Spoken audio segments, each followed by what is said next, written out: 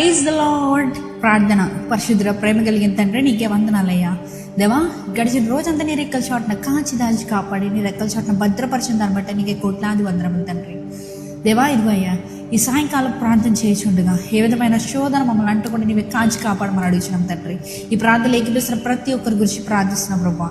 వారు ఏ స్థితిగతుల్లో ఉన్నా కూడా ప్రతి స్థితిగతిని మార్చే దేవుడు నీవే కనుక ఈరోజు వారు ఎన్నో శ్రమలు అనుభవించుండొచ్చు, ఎన్నో రకాల బాధలు, వేదనలు, శోధనలు, హ్యాపీ టీయర్స్, ఎంజాయ్మెంట్ ప్రతిదీ అనుభవించవచ్చు.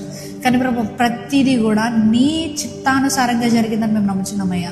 ఒకవేళ నీవు అనుమతించకపోతే మా జీవితంలో ఏది జరగదని మేము ఖచ్చితంగా నిశ్చయంగా నమ్ముతున్నాం తండ్రి.